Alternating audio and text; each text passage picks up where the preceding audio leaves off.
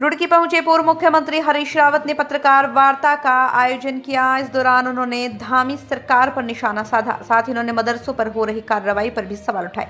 पत्रकारों को संबोधित करते हुए पूर्व मुख्यमंत्री हरीश रावत ने भाजपा सरकार पर सवाल उठाते हुए कहा, आज सरकार अपनी उपलब्धियों का गुणगान कर रही है, लेकिन वो अपनी 8 उपलब्धियां भी जनता को बता नहीं सकती। उन्होंने दावा किया, सरकार की 80 नाकामियां वो गिना सकते हैं। उन्होंने कहा, किसान मजदूर हर वर्ग परेशान है। किसानों का जहां बकाया भुगतान नहीं हुआ तो वहीं सीजन खत्म होने वाला और गन्ने के दाम भी घोषित नहीं किए गए।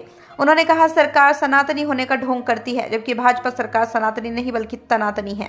वहीं हरीश रावत ने कहा कि सरकार लगातार मदरसों पर कार्रवाई कर रही है, जबकि मदरसों को लेकर सरकार ने बोर्ड बनाया हुआ है जिसमें मदरसा संचालकों ने मान्यता के लिए आवेदन किया हुआ है, लेकिन सरकार ने ही जानबूझकर मान्यता नहीं दी और फिर अचानक कार्रवाई शुरू कर दी। मदरसे अवैध तब होते जब उन्होंने आवेदन नहीं किया होता। आवेदन करने के बाद मान्यता न देना ये तो सरकार का दोष है। उन्होंने कहा, देश की आजादी की लड़ाई में मदरसों का बड़ा योगदान। ये कार्रवाई एक असफल सरकार जिसके पास कुछ बताने के लिए नहीं है, वो अपनी असफलताओं को छुपाने के लिए और उनके से उठ रहे सवालों को ढकने के लिए इस तरीके का प्रपंच कर रहे हैं। ये प्रपंच है, बाकी कुछ नहीं है।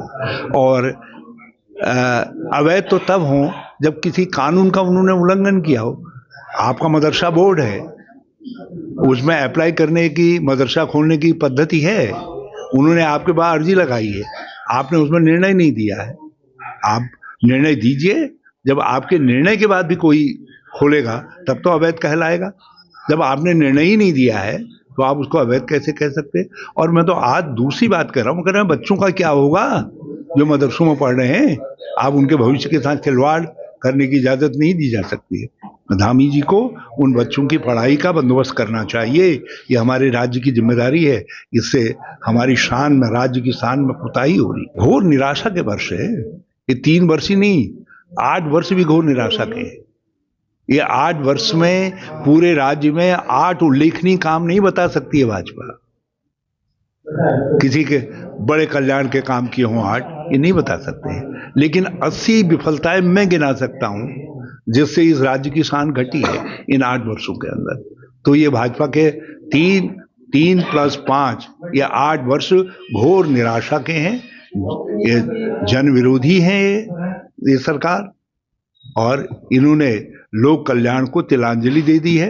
केवल असहिष्णुता, एक वर्ग विशेष के प्रति घृणा और नफरत की राजनीति को फैला करके अपना काम निकालना चाह रहे हैं।